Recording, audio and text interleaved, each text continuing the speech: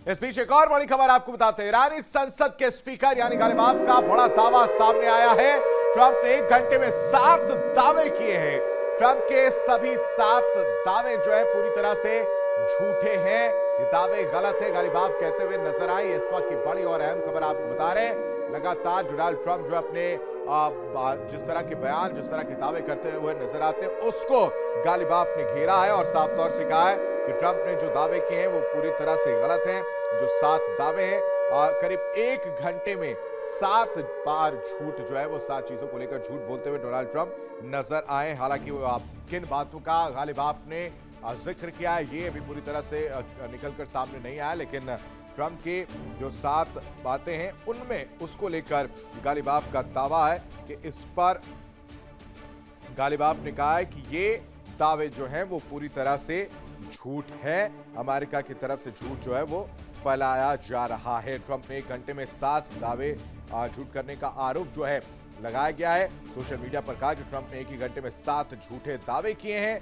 Ghalibaf ने यह साफ नहीं किया है तो किन बयानों की बात हालांकि कर रहे हैं। ट्रंप ने दिन भर मीडिया में कई बड़े दावे किए थे। कहा कि ईरान ने होर्मुज स्ट्रेट को कभी ना बंद करने पर सहमति दी है और ये भी दावा किया कि ईरान अपना एनरिच यूरेनियम अमेरिका के साथ मिलकर बाहर भेजेगा, लेकिन ईरान के अधिकारियों ने इन दोनों बातों को सीधे तौर पर खारिज कर दिया है, जिसमें ये कहा जा रहा था कि कभी ना बंद करने पर ईरान ने सहमति जताई है, जबकि इस दावे को पूरी तरह से झुटलाया है। गालिबाफ ने साफ तौर से कहा है कि ऐसा कुछ नहीं है।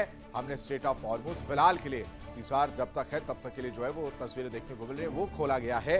ईरान के लोग मीडिया के जरिए फैलाए जा रहे दबाव या जनमत को प्रभावित करने की कोशिशों से प्रभावित नहीं होंगे, ये कहते हुए नजर आए हैं। नाकेबंदी के बीच ये भी खबर सामने आ रही कि करीब 21 जहाज जो है स्ट्रेट ऑफ हॉर्मुज से वापस जो है वो खुले हैं। इस तरह की भी तस्वीर देखने को मिली थी। तमाम मेहमान हमारे साथ जुड़े हैं, सबका परिचय आपसे करा देते हैं। हमारे साथ रजनीश शर्मा हमारे संवाददाता जुड़े हैं, साथ ही साथ group captain U K Devnath retired रक्षा विशेषज्ञ के तौर पर जुड़े। बहुत स्वागत है सर आपका। और ग्रुप कैप्टन आशीष साय हमारे साथ जुड़े हैं रिटायर्ड रक्षा विशेषज्ञ के तौर पर। साथ ही साथ रितेंद्र माथुर साहब भू राजनीतिक विशेषज्ञ हमारे साथ जुड़े हैं। बहुत बहुत स्वागत है आप सभी मेहमानों का। सबसे पहले group captain U K Devnath sir का रुख करना चाहूंगा।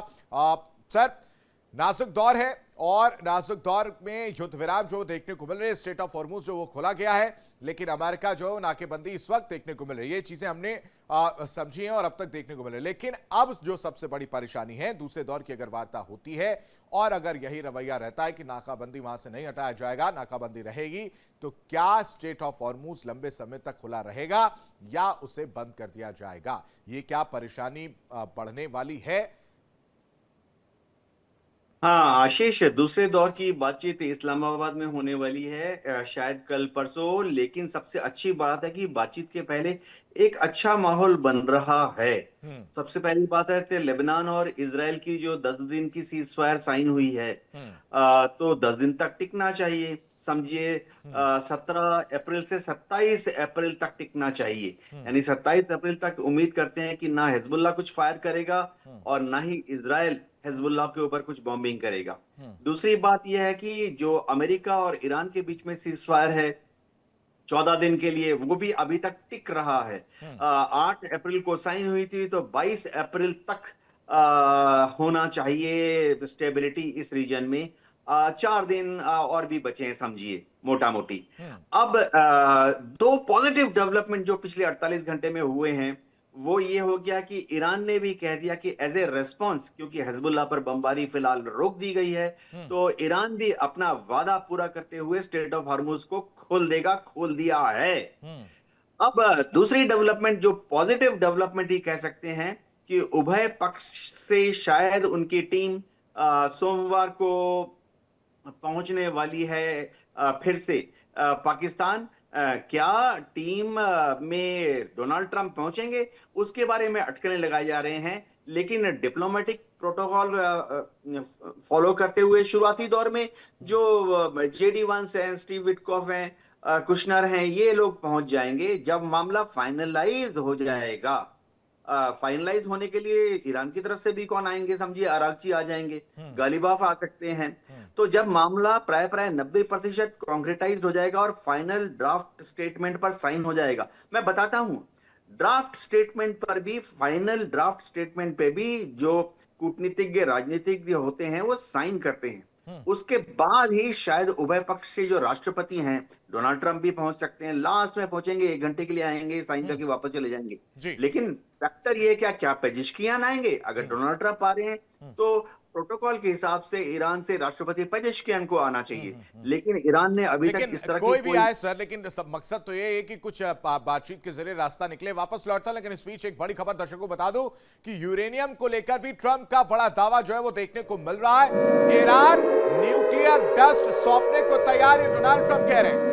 परमाणु हथियार नहीं बना पाएगा ईरान, ये ट्रंप का दावा है। हालांकि अगर देखा जाए 7 दावे ऐसे जो हैं 1 घंटे में जो झूठ है वो बोला गया है, ऐसा कहा जा रहा है गालिबाफ के द्वारा। अब एक और ये बड़ा दावा जिसमें कहा जाएगा ईरान न्यूक्लियर डस्ट सौंपने को तैयार है। We'll get all nuclear dust. You know what the nuclear dust is? That was that white powdery substance created by our B-2 bombers, those great B-2 bombers, late one evening 7 months ago. No money will exchange hands in any way, shape, or form. Iran will be, and you know how we're going to get the dust, right? Iran, we were going to take it anyway, but taking it that way is slightly more dangerous, but we were going to get it anyway. But Iran, with the help of the USA, has removed or is removing all of the sea mines, and most importantly, it never agreed, and you'll understand, they will never have a nuclear weapon. They will never have a nuclear weapon. और ज्यादा जानकारी के लिए सीधा रुख करेंगे रजनीश का, हमारे संवाददाता हमारे साथ जुड़े हैं। रजनीश, यूरेनियम को लेकर ये जो दावे निकलकर सामने आ रहे हैं जिसमें कहा जा रहा है कि ईरान जो है न्यूक्लियर डस्ट सौंपने को तैयार है, लेकिन दूसरी तरफ गालिबाफ तमाम दावों को खारिज करते हुए भी नजर आ रहे हैं। देखिए आशीष, जहां तक न्यूक्लियर डस्ट की बात है, आप ये सोचिए कि जितने भी दावे अभी तक किए गए हैं, चाहे वो नेतन्याहू की तरफ से किए गए हैं, डोनाल्ड ट्रंप की तरफ से किए गए हैं, या हिजबुल्ला को लेके किए गए हैं, या ईरान को लेके किए गए हैं, तमाम चीज़ों में सिर्फ और सिर्फ बातें जो है वो एक तरफा की जा रही हैं। डोनाल्ड ट्रंप की तरफ से ये दावे किए जा रहे हैं। डोनाल्ड ट्रंप ने ही कल ये दावा किया था कि जो ईरान है वो समझौते के लिए तैयार हो गया है, परमानेंट सीज फायर के लिए तैयार हो गया है, लेकिन ईरान की तरफ से कोई बयान नहीं आया। अब न्यूक्लियर डस्ट को लेके बयान आया कि न्यूक्लियर डस्ट सौंपने को ईरान तैयार हो गया है, और जो अगर ऐसा होता है तो ईरान जो है वो न्यूक्लियर जो हथियार है वो नहीं बना पाएगा। ये बात भी एक तरफा की जा रही है, डोनाल्ड ट्रंप की तरफ से की जा रही है। आपको याद होगा जब शांति वार्ता के लिए हुई थी, या सीज फायर जब वार्ता हुई थी, तो बातें जो पेच है वो हार्मोज और न्यूक्लियर पावर पे ही जाके अटक गया था। ईरान ने जो है न्यूक्लियर ना बनाने की जो शर्त है, न्यूक्लियर हथियार ना बनाने की जो शर्त थी अमेरिका की, उसे सिरे से खारिज कर दिया था, और साथ ही ये कहा था कि अमेरिका ने ऑन द स्पॉट कई अन्य शर्तें भी जो है वो थोपने की कोशिश की गई। इसीलिए जो शांति वार्ता या सीज फायर वार्ता की अगर जहां तक बात थी वो विफल रही, वो बिना किसी नतीजे के खत्म हो गई। अब सबसे बड़ी बात ये सामने आ रही है कि ये जो दावा, जो न्यूक्लियर डस्ट को लेकर जो दावा किया जा रहा है, ये दावा डोनाल्ड ट्रंप की तरफ से किया जा रहा है, लेकिन ईरान की तरफ से अभी तक इस मामले को लेकर कोई भी बयान दिया नहीं गया। तो अब सबसे बड़ा सवाल ये उठता है कि क्या डोनाल्ड ट्रंप की जो नीयत है वो आखिर क्या है। डोनाल्ड ट्रंप का जो, अगर मैं व्यक्तित्व की बात करूं तो आपको याद होगा कि पहले कई बार डोनाल्ड ट्रंप अपनी बातों से पलट गए हैं। बिल्कुल, और इसी वजह से गालिबाफ ने भी सवाल उठाया कि ट्रंप ने जो 1 घंटे में 7 जो दावे किए हैं सभी झूठे। आशीष सर का रुख करता हूं। आशीष सर, आप ठीक है, ये हमने डिस्कस किया था, आपने इसका हिंट भी दिया था और मैंने फिर देखी भी थी चीजें, ये चीजें निकलकर सामने आई थी जिसमें न्यूक्लियर डस्ट सौंपने को तैयार है ईरान, ये इस तरह की बातें जो देखने को मिली। लेकिन दूसरी तरफ गालिबाफ ये भी तो कह रहे हैं कि जो दावे किए जा रहे हैं वो 1 घंटे में 7 दावे जो उन्होंने किए वो सबके सब झूठ हैं, और उन दावों में से एक दावा ये भी है, ये भी अंदेशा जताया जा रहा है, हालांकि उस पर्टिकुलर एक स्पेसिफिक जिक्र करते हुए नजर नहीं आए वो कि किन बातों का वो जिक्र कर रहे हैं गालिबाफ। मुझे लगता है ये बातें आशीष इतनी ज्यादा बार रिपीट हो चुकी हैं कि अब तो लगता है कि कहीं और क्लटर ही क्रिएट हो रहा होगा। ट्रंप के बोलने का, उनका पब्लिक स्पीकिंग का कुछ भी एनालाइज करना डिफिकल्ट है। जैसा ईरान ने फ्लैग किया है कि वो हर घंटे कई बार तो मतलब इतने फ्रीक्वेंटली अपने दावों को बिना सोचे समझे रखते हैं, उनको टेक्निकलिटीज नहीं पता होती। अभी न्यूक्लियर डस्ट जिसकी वो आशीष बात कर रहे हैं, वो अपना मिडनाइट हैमर की बात कर रहे हैं। उस समय हमने B2 से जो बॉम्बिंग करी थी नतांज की और इस्फहान की, उसके अंदर रबल्स में जो देयर आर ह्यूज सेंट्रीफ्यूज जिसके अंदर न्यूक्लियर मटेरियल, जिसके रेडियो एक्टिव होने का खतरा, उनका रिलीज होने का, लीक होने का खतरा होता है, तो उसको बहुत केयरफुली निकालना पड़ेगा। शायद वो उसको इंडिकेट कर रहे हैं कि ईरान अकेले नहीं निकाल पाएगा, इतनी हेवी बॉम्बिंग हुई है कि हमें मेजर अर्थ मूवर्स लगा के उसको हम और ईरान साथ में निकालेंगे। एक्चुअली हो सकता है कि he must be बेलिंग out Iran, कि आपसे नहीं निकल रहा तो हम आपकी हेल्प करके निकाल देंगे, जिसपे ईरान में एग्री, क्योंकि उन्होंने तब से उसको छुआ नहीं। ऊपर के एरियाज को उन्होंने रिपेयर कर दिया है, बट अंदर नहीं घुसे हैं वो दोनों ही न्यूक्लियर साइट्स पे। That is one. दूसरा, एक हमको इस पूरी एनालिसिस में Ashish, I have to flag a point, हम इसके एनालिसिस में ना मिक्सअप कर दे रहे हैं जी। मिलिट्री एंगेजमेंट जी is a tool to achieve political objectives. इन दोनों पे अलग अलग असेसमेंट, मिलिट्री ने क्या किया क्या नहीं किया वो एक मुद्दा है जी। और उस एंगेजमेंट की वजह से क्या पॉलिटिकल ऑब्जेक्टिव्स कि ईरान की सत्ता को पलट दें, या ईरान की सोसाइटी को वापस से ऊपर लेकर आ पाए, या ईरान के उस एरिया में डोमिनेशन को चैलेंज कर दें, तो इन दोनों को अलग अलग देखेंगे। तो मिलिट्री ऑब्जेक्टिव, मिलिट्री एंगेजमेंट में ट्रंप की एक सक्सेस है, क्योंकि एक तरफा युद्ध रहा है, उन्होंने ईरान के मिलिट्री पावर को, इंफ्रा को काफी डैमेज किया। लेकिन क्या इससे उनके पॉलिटिकल ऑब्जेक्टिव्स अचीव हो गए? नॉट रियली, क्योंकि अभी भी खमैनी की सोच बरकरार है। जूनियर खमैनी है कि नहीं अभी भी नहीं पता, बट उनकी सोच बरकरार है। बिल्कुल। क्या उन्होंने ईरान के डोमिनेशन को या थिंक टैंक को बदल दिया? Not really. और ना सिर्फ ये, बल्कि वो खुद अकेले, अमेरिका काफी अकेला पड़ गया ट्रंप की लीडरशिप में ग्लोबली। जी आशीष, आप कुछ कह रहे थे? जी सर, मैं एक बड़ी खबर जरा अपने दर्शकों को बता दूं, फिर वापस लौटूंगा। आप अपने पॉइंट को थोड़ा सा और इलैबोरेट करेगा, मैं समझना चाह रहा हूं। इस बीच एक बड़ी खबर बता दूं, ईरान अमेरिका को अपना यूरेनियम नहीं सौंपेगा। ये भी जो दावा किया गया था अमेरिका की तरफ से यूरेनियम एनरिचमेंट को लेकर, उसको भी कहीं ना कहीं डिनाई करते हुए ईरान नजर आ रहा है। अब ये खबर निकलकर सामने आ रही है कि ईरान अमेरिका को अपना यूरेनियम नहीं सौंपेगा। विदेश मंत्रालय ने ट्रंप के दावे को पूरी तरह से खारिज कर दिया है। ट्रंप ने परमाणु भंडार सौंपने का दावा जो है वो किया था। ये ओवरऑल एक बड़ी खबर और इसमें डेवलपमेंट देखने को मिल रहा है। रजनीश का रुख करते हैं। रजनीश, ये लगातार जो दावे किए जा रहे थे और अब इन दावों को पूरी तरह से ईरान खारिज करता हुआ नजर आ रहा है, और बैठे बैठे मुझे लग रहा है जो 7 दावे थे उनमें से 2 दावे तो निकलकर सामने ही आ गए। देखिए आशीष, आपका सवाल का जवाब देने से पहले मैं एक ब्रेकिंग खबर अपने जो इंडिया डेली के दर्शक हैं उनको देना चाहता हूं। नाटो पर डोनाल्ड ट्रंप का बड़ा बयान आया है। नाटो को लेकर डोनाल्ड ट्रंप ने कहा है कि मुझे नाटो की मदद नहीं चाहिए। ये ट्रंप ने बहुत बड़ी बात की है कि नाटो की मदद उसको नहीं चाहिए। जरूरत के समय उन्होंने मदद नहीं की। 2 महीने पहले मदद करते तो ठीक था, लेकिन मुझे नाटो की मदद नहीं मिली, इसीलिए मुझे नाटो की जरूरत नहीं है, बल्कि नाटो को मेरी जरूरत है। और हार्मोज संकट की जहां तक बात है, उसको कहा गया कि हार्मोज संकट लगभग खत्म हो चुका है। यह बहुत बड़ी बात डोनाल्ड ट्रंप की तरफ से कही गई है।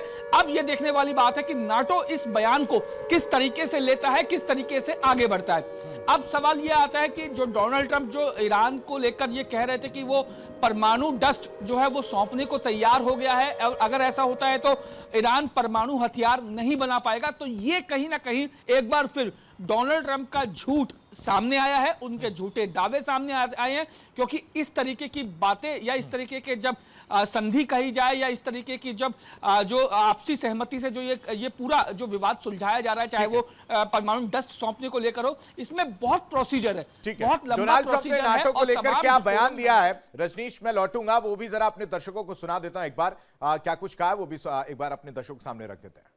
And now that the Hormuz Strait situation is almost over, I received a call from NATO asking if we would like some help. Thank you very much, NATO. And I told them I would have liked your help 2 months ago, but now I really don't want your help anymore. Because they were absolutely useless when we needed them. But actually, we never needed them.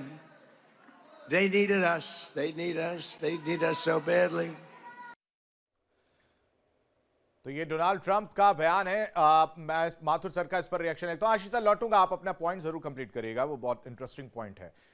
Mathur sir, ये NATO को लेकर जो चीजें चल रही थी, कागजी शेर से लेकर तमाम चीजें कही गई, और अब कह रहे हैं कि हमें जरूरत नहीं है, 2 महीने पहले जरूरत थी लेकिन अब हमें जरूरत नहीं है। और जो बयान जिस तरह से दे रहे हो, पीछे ऑडियंस क्लैप बजा रही है, पता नहीं क्यों मुझे ऐसा लग रहा है स्टैंड अप कॉमेडियन का काम करते डोनाल्ड ट्रंप इस वक्त नजर आ रहे हैं।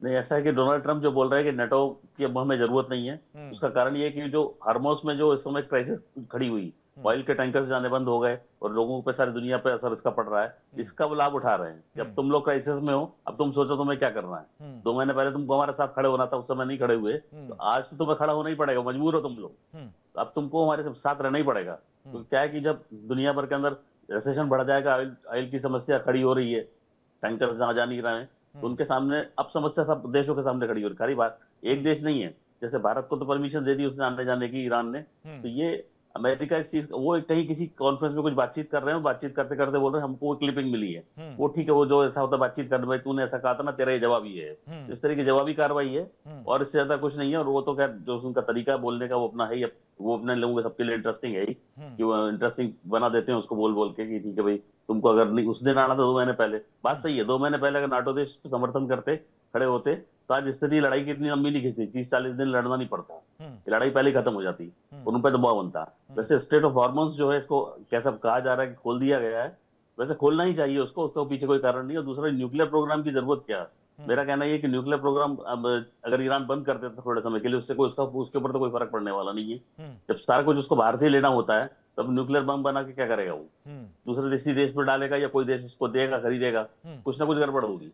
दुनिया में अनरस फैलाने की जरूरत क्या है? ठीक है, और एक देवनाथ सर, क्या अंतर्राष्ट्रीय जरूरत है? पर्यवेक्षकों की टीम, माथुर सर भी क्या पूछ रहे हैं, मेरा क्या सवाल जरूरत ये, है ईरान जो है वो मान जाए, दे दे?